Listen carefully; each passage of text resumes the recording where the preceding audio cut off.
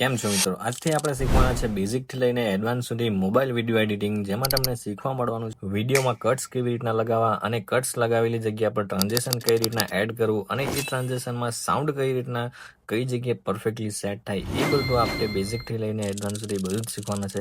તો તમે સૌથી પહેલાં તો વિડીયોને લાઇક અને ચેનલને સબસ્ક્રાઇબ કરી દેજો, જેથી આપણે સાથે જોડાયેલા રહીએ. તો સૌથી પહેલાં ચાલુ કરવાના છે ફ્રેમિંગ, જેમાં વિડીયોને એડિટ કરવા પહેલાં વિડીયોને શૂટ કઈ રીતના કરવું, તમારે સબ્જેક્ટને કઈ જગ્યા પર પરફેક્ટ સેટ કરવું, એ તમને બધું શીખવા મળવાનું છે.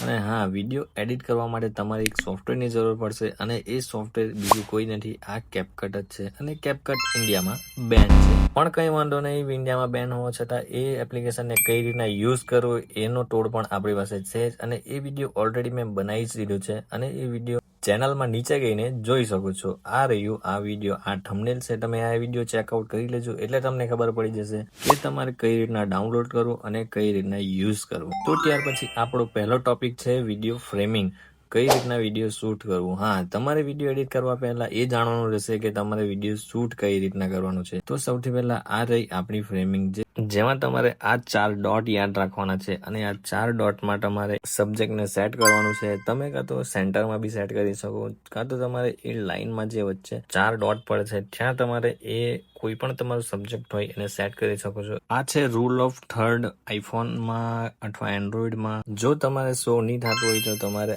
કમ્પોઝિશનમાં ગઈને આ ઓપ્શન જો તમારે બંધ હોય તો એને ચાલુ કરી દેવાનું છે, તો એ ચાલુ થઈ જશે અને ત્યાર પછી તમે એક પરફેક્ટ વિડીયો શૂટ કરી શકો છો. તમારું સબ્જેક્ટને કઈ રીતના એડજસ્ટ કરવું, અહીંયા તમારું અડધું કામ પૂરું થઈ જવાનું છે ને ત્યાર પછી તમે વિડીયો રેકોર્ડ કરી શકો છો અને એને તમારી ફૂટેજમાં યુઝ કરી શકો છો. એડિટ કરવા માટે એકદમ બેસ્ટ રહેશે. અને ત્યાર પછી આવી જવાનું છે આપણા સોફ્ટવેરમાં. સૌથી પહેલાં તો આપણે આ ઓપ્શન્સ બધા જાણી લઈએ, કયા કયા ઓપ્શન છે. એડિટ છે, ઓડિયો છે, text, effect, overlay, caption, filter, adjustment, sticker, ratio અને બેકગ્રાઉન્ડ. એમાં સૌથી તમારે પહેલાં યુઝ કરવાનું છે રેશિયો.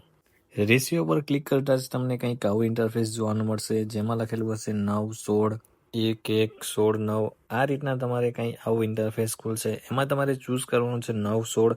જો તમે વિડીયો યુટ્યુબ શોર્ટ્સ એડિટ કરતા હો કાં તો રીલ એડિટ કરતા હો, તેના માટે તમારે આ ઓપ્શન સિલેક્ટ કરવાનું છે. અને જો તમારે લોંગ વિડીયો એડિટ કરવો હોય યુટ્યુબ માટે, તો તમારે 16:9 સાઇઝનો રેશિયો સિલેક્ટ કરવાનો છે. અહીંયા તમારું પહેલું કામ પૂરું થાય છે. તમારે શેના માટે વિડીયો એડિટ કરવું છે, કઈ સાઇઝમાં, તો અહીંયાથી તમારે સાઇઝ જાણી લેવાની છે અને ત્યાર પછી ક્લિક કરવાનું છે એડિટમાં ક્લિક કર્યા પછી તમારે જો આટલા બધા ઓપ્શન જોવાના મળે છે, એટલા બધા ઓપ્શન છે કે આપણને એક્સ્ટ્રા વાર તો લાગવાનો જ છે.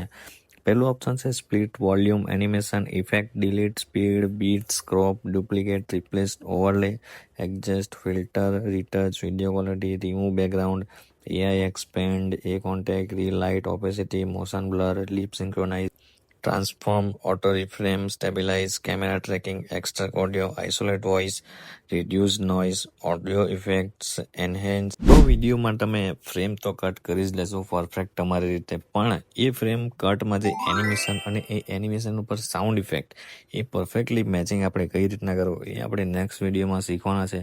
તો વિડીયોને લાઇક અને ચેનલને સબસ્ક્રાઇબ કરી દેજો.